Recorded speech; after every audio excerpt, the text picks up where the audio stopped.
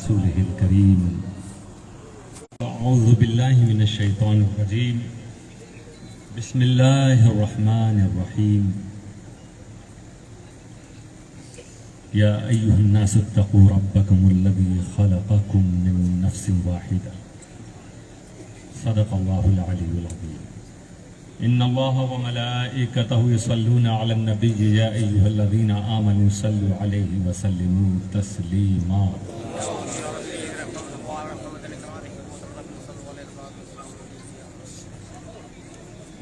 ایک خوبصورت موقع جہاں ہم سب اپنے بھائیوں کی دلجوئی کے لیے جمع ہوئے. محسن اعظم مشن برانچ راجن پور کو دل کی گہرائیوں سے مبارکبادی. کافی محنت، دلچسپی اور حوصلے کے ساتھ انہوں نے اس بزم کو سجایا. جن معاونین ہیں جنہوں نے ڈونیٹ کیا، جس طرح سے بھی اپنی اپنی خدمتیں پیش کی، اللہ تعالیٰ اسے قبول فرمائے. اور اس پہ ہمارے بیچ جو دولہا دلہنیں اور ان کے پریوار والے موجود ہیں، ان سب کو بھی خصوصی مبارکبادی، کیونکہ آپ کے آنے ہی سے ہماری بزم کو یہ رونق ملی ہے. مذہب اسلام سادگی کو پسند کرتا ہے اور وہ یہ درس دیتا ہے کہ ہمیں دوسروں کی فکر رکھنی چاہیے. آپ نے ایکٹیویٹیز سنی محسن اعظم مشن جو پورے بھارت میں ماشاءاللہ آج ہمارے صدر صاحب گجرات نگراں سنگھٹن انچارج، مختلف زون کے انچارج، مختلف برانچز کے ذمہ دار اور ان کے علاوہ علماء کرام، سادات کرام کی جماعت موجود ہے. پڑھے لکھے لوگ موجود ہیں، ہمارے بھائی بہنیں سب. جس انداز میں 3 سال ابھی ہوئے ہیں محسن اعظم مشن کے قیام کو، انشاءاللہ 23 نومبر کو اس کا فاؤنڈیشن ڈے ہے، جب 3 سال ہم کمپلیٹ کریں گے. اور ایک غیر متوقع کامیابی، جس کو کہتے ہیں کہ ہمیں امید سے زیادہ کامیابی ملی، لیکن اس کے باوجود ہماری ٹیم جو چاہ رہی ہے کہ ہمیں ابھی اور آگے جانا ہے. جو کام رادھن پور میں ہو رہا ہے وہ گجرات اور بھارت کے گاؤں گاؤں میں کرنا ہے.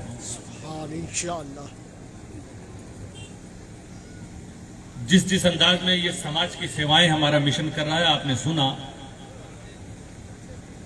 سورت سے لے کے احمد آباد تک، پھر مدھیہ پردیش کے کچھ علاقوں میں، چھتیس گڑھ میں، کرناٹک کے کچھ علاقوں میں، اتر پردیش میں.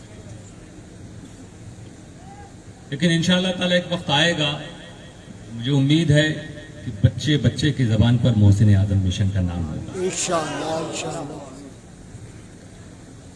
کیونکہ ہماری ٹیم نے سوچا ہے کہ صرف اللہ کو راضی رکھنے کے لیے ہمیں اس کام کو کرنا ہے اور آگے بڑھاتے رہنا ہے.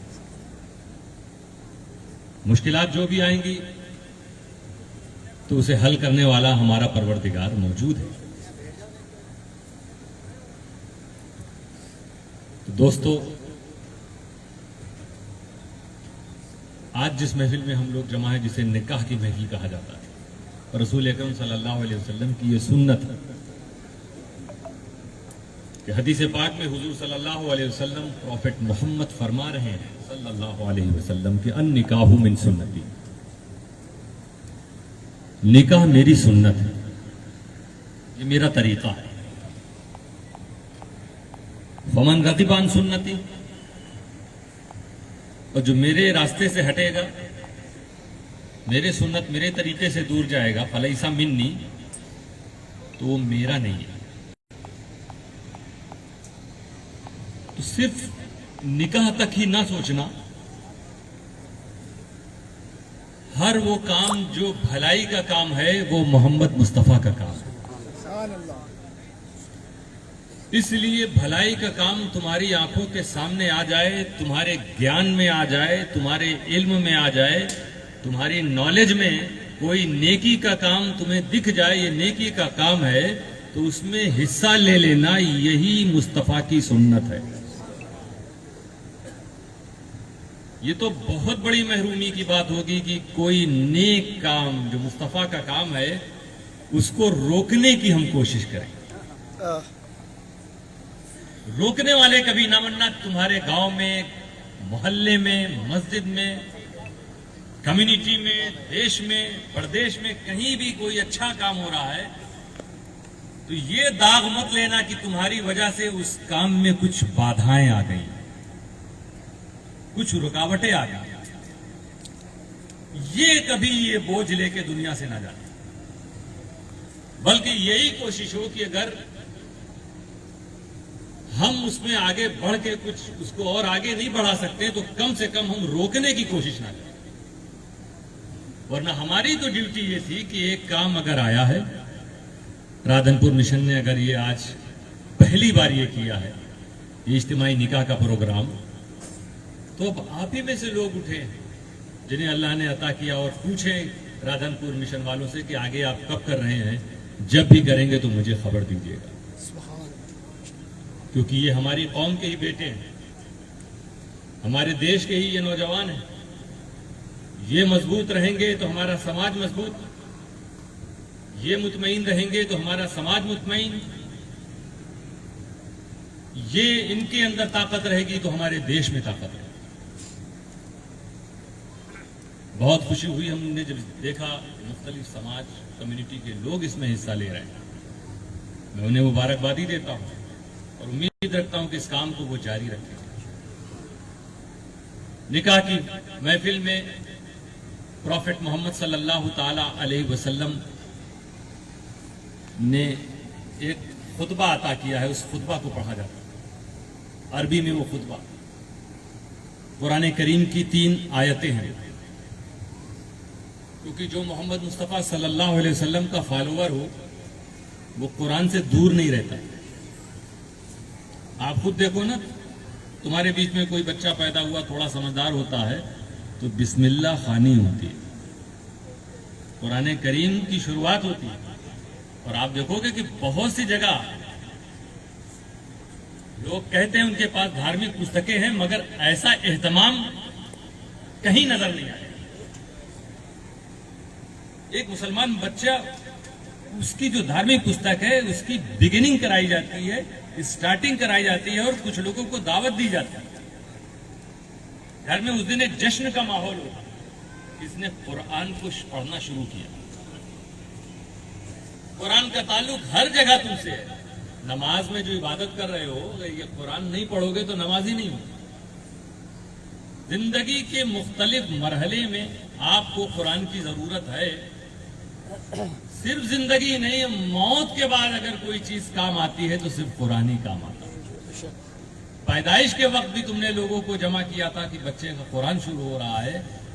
اب وہ بڑا ہو کے، بوڑھا ہو کے، جب وہ باپ دادا ہو کے انتقال کر گیا تب اس کے بچے بھی کچھ اور نہیں کر رہے ہیں بلکہ مسجد و مدرسے سے بچے اور امام صاحب کو بلا کر قرآن کو پڑھوا کر اپنے بزرگوں کی روح کو ایصال ثواب کرتے.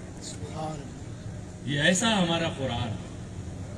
لیکن صرف یہیں تک نہیں ہماری ذمہ داری تھی، ہمارے لیے تو یہ تھا کہ ہم اس قرآن کو سمجھے بھی، کوشش کریں، کیونکہ لائف سٹائل ہمیں ملے گا، اسے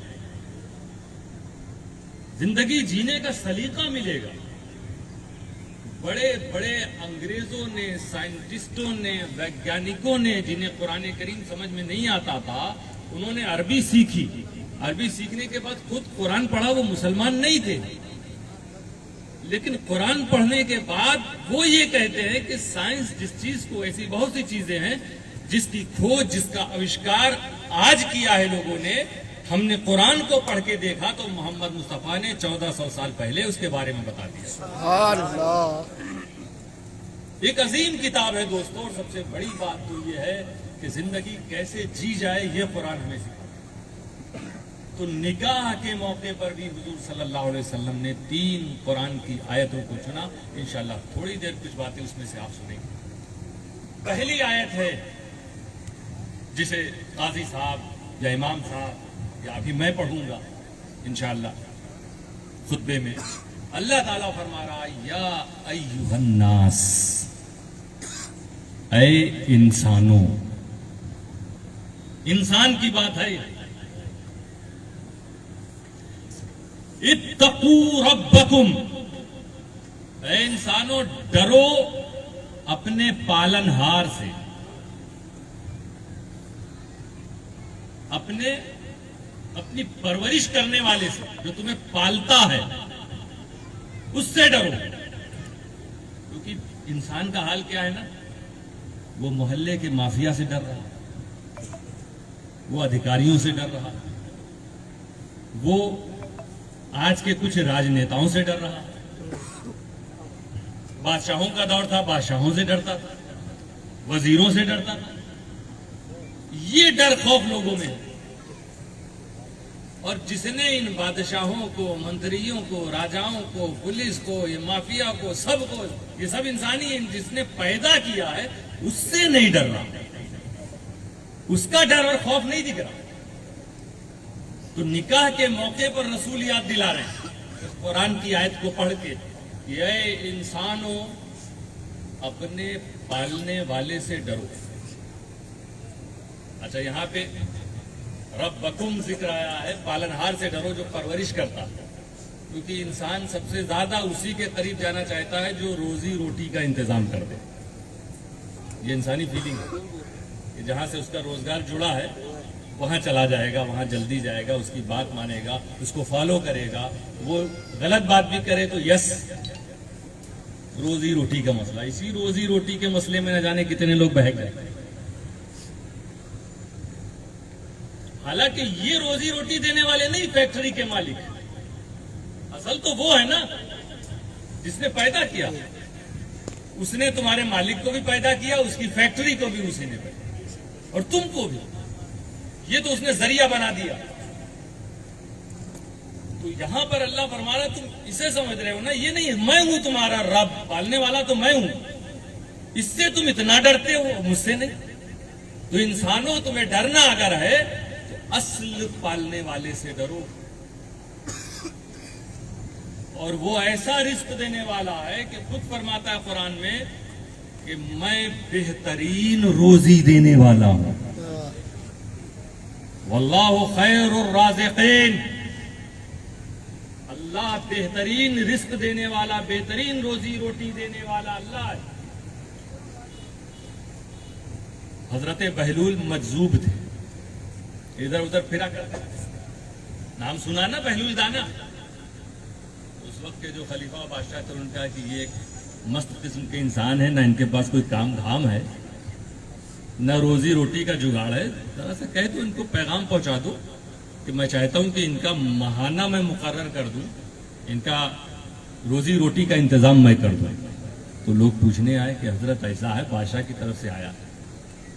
کہا نہیں مجھے منظور نہیں. ارے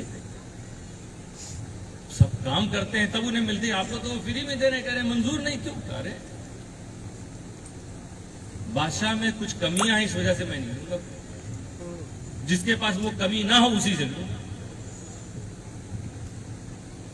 جاؤ بادشاہ سے کہہ. تو پوچھا گیا بھائی بادشاہ تک پیغام دیکھے، یہ لوگ بادشاہ تک پیغام پہنچا رہے ہیں. ایسے ہوتے ہیں سچے لوگ، اور ایسے ان کا اللہ تعالیٰ ایمان، جس کے اندر ایمان کی طاقت ہوتی ہے وہی بریو بہت بہادر ہوتا، وہی نیڈر ہوتا. کرنے والے کے اندر ایمان کی کمزوری ہوتی. انہوں نے کہا بادشاہ کی طرف پیغام آیا، اللہ اس کو پہنچا دو، وہ کمی جس میں نہیں ہوگی اسی سے لوں گا. کہا کیا کمی؟ کہا ایک تو بادشاہ کو یہ نہیں معلوم کہ مجھے کب کس چیز کی ضرورت ہے، دوسرا یہ کہ اسے یہ نہیں معلوم کہ کتنی چاہیے، مجھے کتنی ضرورت ہے. دینے والا ایسا ہونا کہ مجھے کہنا بھی نہ پڑے اور وہ دے، مجھے اس چیز کی ضرورت وہ مل جائے، مجھے اتنی ضرورت وہ مل جائے. اور تیسرا یہ ہے کہ اگر میں بادشاہ کی بات نہیں مانوں گا تو وہ روزی روٹی بند کر دے گا. تو مجھے وہ چاہیے روزی دینے والا جو جانتا بھی ہو کہ مجھے کیا چاہیے، جانتا ہو مجھے کب چاہیے، جانتا ہو مجھے کتنا چاہیے، اور اگر میں نافرمانی کروں، کبھی گناہ کر بیٹھوں تو وہ معاف کرنے والا ہو، روزی روٹی بند کرنے والا. واہ واہ واہ. وہ رب العالمین ہے دوست. تو اس لیے میرا پروردگار میرے لیے کافی ہے، جا کے بادشاہ سے کہہ دو. یہ شان ہے. آج کیا ہے، نہ جانے کتنے بادشاہ چلے گئے مگر بہلول دانا کا نام آج بھی روشن ہے. آج بھی ہم لوگوں کے لیے سبق ہے ان کی زندگی. اصل پالن ہار وہ، پالنے والا وہ نکاح کے وقت، کیونکہ اب ذمہ داریاں بڑھیں گی دولہے کے اوپر. ایک فیملی اب آئی، ایک ذمہ داری بڑی سے آسان مت سمجھیے. اسی کو قرآن میں نکاح کے خطبے میں ذکر آیا ہے کہ آج یہ نوشہ حضرات کہیں گے قبل، تو انہوں نے کہا ابھی ہم نے قبول کیا تو صرف ایک بیوی کو قبول نہیں کیا ہے، بہت ساری ذمہ داری کو قبول کیا ہے. اب بہت محبت اور پیار کے ساتھ اس ذمہ داری کو نبھانا ہوگا تم کو. یہ نہ ہو کہ ذرا سی بات پہ تم جھگڑا کر بیٹھو. یہ تعلق بنا ہے تو ہمیشہ کے لیے بننا چاہیے.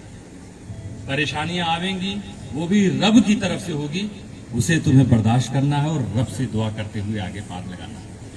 تمہیں خوشحالی ملے گی تو اس کا شکر ادا کرنا ہے، کبھی تنگی ملے گی تو صبر کرنا. اس طرح تمہاری زندگی گزرنی چاہیے. تو دوستو، اللہ فرما رہا ہے کہ اے انسانوں ڈرو اس پروردگار سے الذی خلقکم من نفس واحدہ، جس نے تم کو ایک جان سے پیدا کیا. ایک جان، اور وہ کون؟ حضرت آدم. ایک سے. اب بتا رہا میں وہ پروردگار ہوں کہ جس کا پاور بھی دیکھو، قدرت بھی دیکھو. یہ چھوٹے چھوٹے لوگوں کے پاس لائن لگاتے ہو تم، جن کے پاس کوئی قدرت نہیں، ان کا جو کچھ دیا ہوا میرا دیا ہوا، میں جب چاہوں سرو کر لوں. شداد نے سب کچھ بنایا کہ دنیا میں محل بنا لوں گا، جنت بناؤں گا. اللہ نے نہیں چاہا تو اس کا قدم ہی اس کے اندر نہیں ہے. وہ قدرت والا. اب اپنی قدرت بتا رہا ہوں، میں وہ پروردگار، میں وہ روزی دینے والا، ایسا رزق دینے والا ہوں جس نے تم سب کو ایک جان سے پیدا کیا. ہے نا کچھ لوگ خدا کا انکار کرتے ہیں. ان سے کہیے یہ سب انسانوں کو اللہ تعالیٰ نے پیدا کیا. نہیں، یہ تو شوہر بیوی کے ریلیشن سے جنم ہوتا ہے. شوہر بیوی کے تعلق سے یہ نسلیں بنی. تو خدا کو نہیں مانتے، وہ یہ کہتے ہیں. نہیں، کوئی ایسا خدا نہیں، معاذ اللہ. اگر یہی بات ہے تو بتاؤ آدم کیسے پیدا ہو گئے؟ وہاں تو کوئی نہیں تھا. اللہ نے اپنی قدرت کے نمونے دکھائے سب کو. مرد اور عورت کے تعلق سے کسی کا جنم ہوتا ہے. حضرت حوا کو دیکھو، حضرت آدم کی پسلی سے، یعنی ایک مرد سے پیدا ہوا. وہاں کوئی عورت نہیں، ایک مرد سے. حضرت عیسیٰ کو دیکھو، ماں ہے باپ نہیں، ایک عورت سے بھی پیدا کر سکتا اللہ تعالیٰ. تو کبھی ایک مرد سے پیدا کیا، کبھی ایک عورت سے پیدا کیا، اور کبھی نہ مرد نہ عورت، اور آدم کو پیدا کر. یہ اس پروردگار پر ہم لوگ ایمان رکھنے والے ہیں. اس کے لیے کیا چیز بعید ہے، کیا چیز مشکل ہے. ہمارا ایمان صرف مضبوط ہونا چاہیے. وہ اگر سمندر کے اندر اپنی مخلوق کو رزق پہنچا سکتا ہے، پہاڑ کی چوٹیوں پہ پہنچا سکتا ہے، جنگلوں میں پہنچا سکتا ہے. میرے دوستوں، کئی 3 ہفتے کے بعد، زلزلے کے بعد، زلزلے سے ملبہ ہٹنے کے بعد کسی کو زندہ نکال سکتا ہے. وہ ایسی قدرت والا ہے. تو ہم اپنی پریشانیوں کے بعد مایوس کیوں ہو جاتے ہیں؟ اس کے راستے سے کیوں بھٹکنے لگتے ہیں؟ ہم غلط راستوں کی طرف اپنے قدم کو کیوں لے جاتے ہیں؟ ہم رزق حرام کی طرف کیسے چلے جاتے ہیں؟ ہمیں تو بھوکا رہنا چاہیے، مگر حرام کا لقمہ اپنے حلق کے اندر نہیں ڈالنا چاہیے اگر ہم سچے مومن ہیں. وہ رزق دینے والا ہے. اگر آج ہم بھوکے ہیں تو اس میں اس کی مشیت ہے. وہ چاہتا ہے کہ بندے تو بھوکا رہے. بھوکا رہ کر جب تو مجھے یاد کرے گا تو پیٹ بھرنے والوں کو جتنا میں عطا کرتا ہوں اس سے زیادہ اجر و ثواب تجھے عطا کرتا ہوں. یہ ہمارا رب ہے میرے دوستو. فرماتا ہے کہ ڈرو اپنے اس پروردگار سے جس نے تم سب کو ایک جان سے، ایک آدم سے پیدا کیا. اور یہاں یہ بھی درس ملتا ہے دوستو، سب ہے نا بھائی، آپس میں لڑو مت. ہم لوگ ایک باپ کے بیٹے ہیں. کیا فیلنگ ہوتی ہے؟ یہ بھی اللہ کی طرف سے دی ہوئی محبت ہے. سگے بھائیوں میں جو محبت ہوتی ہے وہ رشتہ داروں میں اتنی نہیں ہوتی، لیکن آج کل معاملہ کچھ اور ہے. ایک عرصے تک بھائیوں میں یہ محبت باقی رہتی ہے، پھر وہ جھگڑا ہوتا ہے صاحب، سمجھ لیجیے کہ کیا سے کیا نہ ہو جائے، پوری زندگی مقدمات میں گزر جائے. ایسے ایسے معاملات ہوتے ہیں. یہ بڑے افسوس کی بات ہے. یہ اس لیے ہو رہا ہے کہ ہم قرآن کی تعلیم پر عمل نہیں کرتے. قرآن تو یہ کہہ رہا ہے کہ تم سب ایک باپ کی اولاد، من نفس واحدہ، تو کسی کو تمہیں تکلیف نہیں پہنچانی. اس پروردگار سے ڈرو. جب اس سے ڈرو گے تو سوچو گے کہ نہیں نہیں نہیں، میں ظلم نہیں کر سکتا، میں کسی کا حق نہیں مار سکتا، میں کسی کے راستوں کو روک نہیں سکتا، میں شوہر بیوی میں جھگڑا کرانے کا سبب نہیں بنوں گا. ہم ایک کرنے کے لیے آگے آوے گے، ہم انہیں الگ کرنے کے لیے نہیں. ہم باپ کو بیٹے سے جدا نہیں کریں گے. اگر دور دور ہیں تو انہیں ایک کرنے کی کوشش کریں. ہم دنیا بھر کے کسی بھی منصب، کسی پوسٹ کو ناجائز طریقے سے حاصل نہیں کریں گے. جو اسلام نے طریقہ بتایا ہے، اللہ کا فضل ہوگا ہمیں ملے گا، نہیں ہوا نہیں ملے گا. ساری چیزوں میں میرے دوستو صرف اور صرف اس پروردگار سے جس نے ڈرنا شروع کر دیا، نہ اس کے ہاتھ کبھی بہکے گا، نہ قدم کبھی بہکے گا. اللہ فرماتا ہے ڈرو اپنے اس پروردگار سے جس نے تم کو ایک جان سے پیدا کیا. اور آگے فرماتا ہے وَخَلَقَ مِنْهَا زَوْجَهَا، اور اس ایک جان سے اس کی بیوی کو پیدا کیا، آدم سے حوا کو پیدا کیا. اسی طرح رب قدیر نے جتنے مرد ہیں سب کے لیے جوڑے بنائے، اس کے لیے اللہ نے چاہا کہ ان کی شادیاں ہوں. ایسے بھی بزرگ ہیں جنہوں نے شادی نہیں کی، بہت تیزی سے ان کے بارے میں بھی، تاکہ جن لوگوں نے کبھی نہ سنا ہو وہ سن لے. حضرت مخدوم اشرف جہانگیر سمنانی نے بھی شادی کی نہیں کی. حضرت بشر حافی بہت بڑے بزرگ، بہت بڑے ولی، پوری زندگی ننگے پاؤں چلے بغداد کی سڑکوں پر. لوگ لاتے تھے بہترین بہترین، جیسے نہیں پیروں کی خدمت میں لوگ لا کے جوتے بہترین سے بہترین لا کے چپلیں پیش کرتے ہیں. ان کو بھی لوگوں نے دینے کی کوشش کی. کہا جا، اگر جوتا چپل ضروری ہوتا تو اللہ تعالی جب پیدا کرتا تو چپل کے ساتھ پیدا کرتا. اب کہو کہ نہیں کپڑے کے ساتھ بھی تو پیدا نہیں کیا. کوئی کہہ سکتا نا، کاؤنٹر کوشچن ہو سکتا ہے کہ کپڑا بھی تو جب بچہ پیدا ہوتا کپڑا نہیں تو کیا پوری زندگی رہنا نہیں. دوستو، جوتے کے ساتھ پیدا نہیں کیا اور حکم بھی نہیں دیا ہے کہ جوتا پہننا. قرآن میں حدیث میں کہیں نہیں لکھا ہے کہ اس کو پہننا ضروری ہے. لیکن جتنا سطر جسم کا حصہ چھپانا ضروری ہے، پیدا تو تم کو کپڑوں کے ساتھ نہیں کیا، مگر اللہ اور رسول نے حکم دیا ہے کہ اپنی شرمگاہ کو چھپانا ہے. اسی لیے ہم دیکھیں گے اس نے کس حال میں پیدا کیا، اور پھر یہ دیکھیں گے کہ وہ کیا چاہتا ہے. یہ ہوگی مومن کی اصل شان. تو دوستو، وہ پوری زندگی ننگے پاؤں چلے، اور جب انتقال ہوا تو مسجدوں میں اناؤنس نہیں ہوا کہ آج وقت کے بہت بڑے ولی قطب بغداد کا انتقال ہو گیا. لوگوں کو ایک دوسرے کی خبر دیتے ہیں لوگ، ابھی دینا نہیں کیا. ایک آدمی سڑک سے گزر رہا تھا، دیکھا ایک جانور پیخانہ کر رہا. اس کو جانور کو اپنی زندگی میں اس نے پہلی بار سڑک پر پیخانہ کرتے ہوئے دیکھا. تو اس کے منہ سے نکلا ہے کہ لگتا ہے حضرت بشر حافی کا انتقال ہو گیا.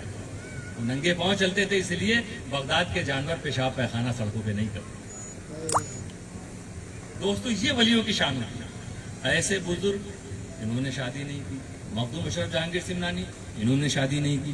پوچھا بھی گیا، سنت مصطفیٰ ہے، آپ کی پوری زندگی سنت کے مطابق گزر رہی ہے، آپ شادی کیوں نہیں کر رہے ہیں؟ دونوں بزرگوں کا جواب ہے کہ ابھی ہم فرض میں لگے ہوئے، محبت الہی یہ فرض ہے، ابھی اس فرض میں لگے ہوئے ہیں. جیسے ہی فرض پورا ہوگا سنت بھی ادا کریں گے. اس لیے بزرگوں کو کبھی نشانہ نہیں بنانا چاہیے. سمجھو ان کی لائف کو، ان کی زندگی کو، ان کی سیرت کو، ان کے کردار کو. تو میرے دوستوں، رب نے جن کے لیے جوڑا بنایا ہے تو اس جوڑے کے ساتھ احکامات نازل کیے ہیں. بیوی کو، ہماری بہنیں بھی ہماری آواز سن رہی ہوں گی، بیوی کو شوہر کا حق ادا کرنا ہے، شوہر کو بیوی کا، پھر بچوں کا، اسی طرح اپنے والدین کا، رشتہ داروں کا، جہاں جہاں جو حقوق ہے اسے ادا کرتے ہوئے نکلے. اللہ فرماتا خلق منہا زوجہا، اور اسی سے اللہ نے بھی ان کی بیوی کو پیدا کیا. وَبَثَّ مِنْهُمَا رِجَالًا كَثِيرًا وَنِسَاءً، آخری بات میں کہہ کے بات ختم کروں گا. وہ بس تک منہج اللہ فرماتا اسی میں سے ہم نے بہت سارے مرد اور عورتوں کو پیدا کیا. رجالا کثیرا ونساء. اب یہاں اللہ یہ فرما رہا ہے کبھی کبھی بیٹی کے جنم پر مایوس ہوتے. محمد مصطفیٰ کو ماننے والا ہو اور مایوس ہو یہ بڑے افسوس کی بات ہے. تم نہیں ماننے والے نہیں, تم محبت کرنے والے نہیں حضور سے. جھوٹی ہے تمہاری محبت. اگر کہتے ہو کہ میں رسول کا عاشق ہوں اور اگر گھر میں بیٹی آئے تو خوشی نہ ہو تم کو. بیٹا جنم لے تو سینہ چوڑا, اور بیٹی جنم لے تو بتانے میں بھی کچھ لوگوں کو شرم آتی ہے. معاذ اللہ ایسا بھی ماحول کہیں گے. یہ محمد مصطفیٰ کے غلاموں میں نہیں ہونا چاہیے. اسی لیے اللہ فرما رہا ہے کہ اس نے لڑکے اور لڑکی کو پیدا کیا. وہ جس گھر میں چاہتا بیٹا ہو جاتا ہے, وہ جس گھر میں چاہتا بیٹی ہو جاتی ہے. اور میرے دوستو ہم تو اس نبی کے امتی ہیں کہ جن کا خاندان بیٹی سے چلتا ہے. سبحان اللہ. اس لیے میں کہتا ہوں ہم اگر سچے عاشق ہیں تو بیٹیوں کے جنم لینے پر ہم یہ سوچیں گے کہ جس طرح بیٹی کی پرورش میرے نبی نے کی ہے, ہمیں بھی نبی کی سنت کو ادا کرنے کا موقع ملا. اور ایک بیٹی, دو بیٹی, تین بیٹی, رب جو بھی عطا فرمائے. رسول نے فرمایا کہ جس کے پاس دو بیٹیاں ہوں اور وہ فیرویہن ویرحمہن ویکفلہن, اور وہ ان کی جو ہے اچھی پرورش کرے, اچھی طرح ان کی دیکھ بھال کرے, اچھی تعلیم و تربیت کرے, وجبت لہ الجنہ, تو اس کے لیے جنت واجب ہو جاتا ہے. وجبت لہ الجنہ, جنتی ہو جاتا ہے. آپ صحابہ ایسے تھے جن کے پاس دو دو بیٹیاں, بڑے خوش. ایک تھے ان کے پاس تین بیٹی نہیں, تین کے بارے میں رسول نے فرمایا تو تین والے بڑے خوش ہو گئے. ایک تھے جن کے پاس دو ہی بیٹی, تو انہوں نے کھڑے ہو کے رسول صلی اللہ علیہ وسلم کی, یا رسول اللہ اگر دو ہی بیٹی ہو تو, کہا اگر دو ہے تو بھی جنت واجب. تو یہ میرے رسول کا فرمان ہے کہ تمہیں مایوس نہیں ہونا. ہاں آج کے ماحول کو دیکھتے ہوئے اب تو تم خود دیکھ رہے ہو, بہت بیدار ہو رہے ہو, سمجھ رہے ہو کہ ہمیں بیٹا ہو یا بیٹی اس کو صحیح گائیڈ لائن دیں گے. ورنہ پھر ایک وقت آئے گا کہ وہ ہاتھ سے نکل چکے ہوں گے, پھر کہو گے ہماری بڑی بدنامی ہوگی. اور یہ دنیا کی بدنامی کیا ہے, کل جب قیامت کے دن تمہیں رب کا سامنا کرنا ہوگا اور وہ پوچھے گا کہ میں نے تو تیرے گھر میں بیٹا اور بیٹی دی, تو نے ان کی پرورش کو نہیں دی, یہ کس لیے عطا کیا تھا تم کو. تو اس لیے دوستو یہ فرق ذہن سے مٹا کر, بیٹا ہو یا بیٹی دونوں خدا کی نعمت, بس اس نعمت کو سنبھال کے رکھو گے, یہ بھی جنت میں جائیں گی اور تمہیں بھی یہ جنت میں لے کر جائیں گے. رب قدیر ہم سب کو مکمل سنت پر عمل کرنے کی توفیق عطا فرمائے. وآخر دعوانا الحمدللہ رب العالمین.